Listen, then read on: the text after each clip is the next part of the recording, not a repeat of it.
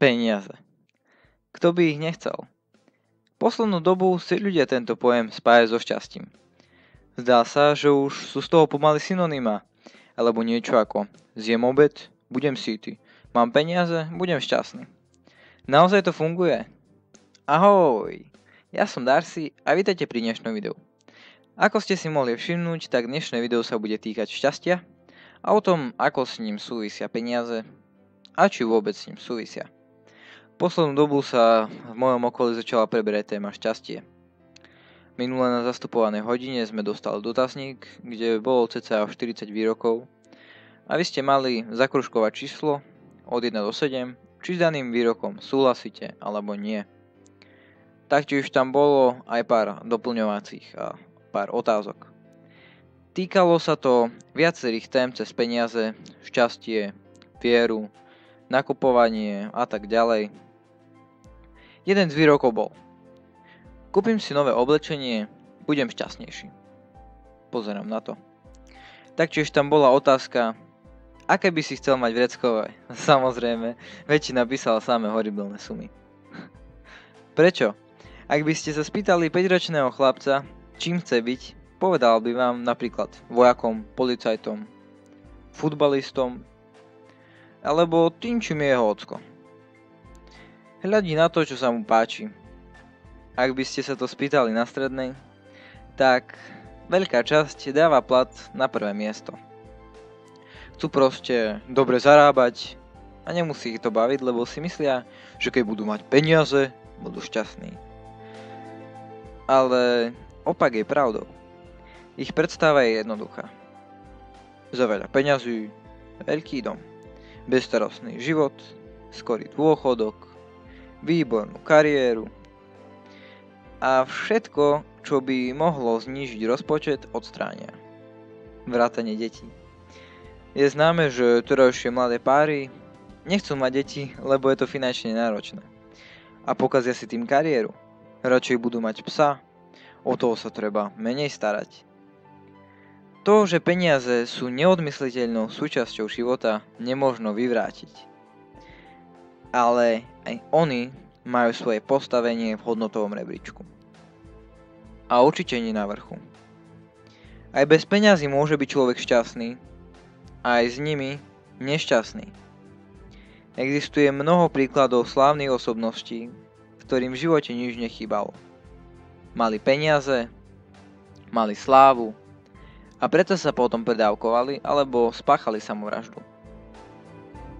Jedno je isté, šťastní určite neboli.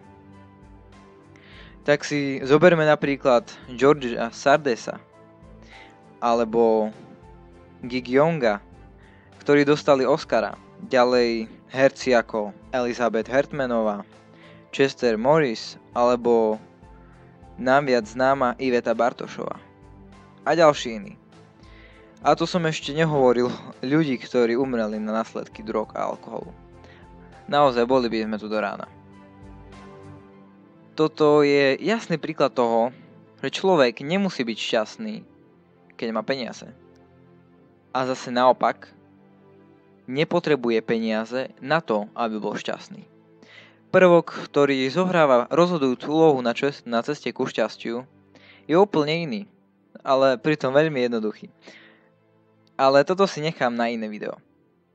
Viem, že mnoho ľudí nebude s môjim názorom súhlasiť.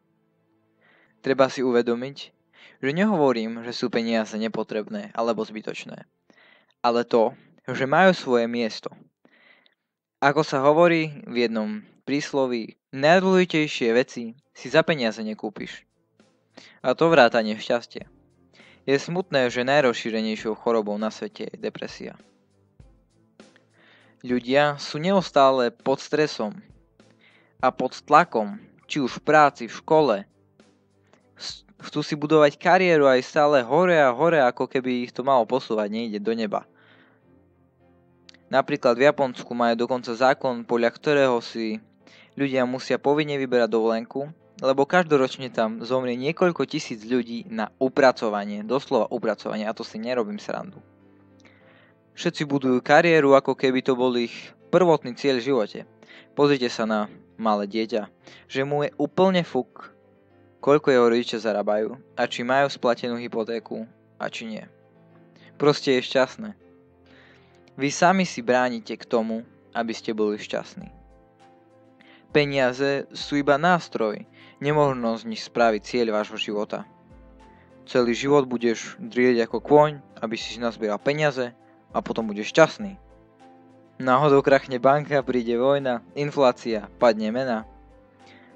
A ani euroval ťa neochráni. Budeš na suchu. Z dňa na deň nemáš nič. Tak na čo si sa potom trápil?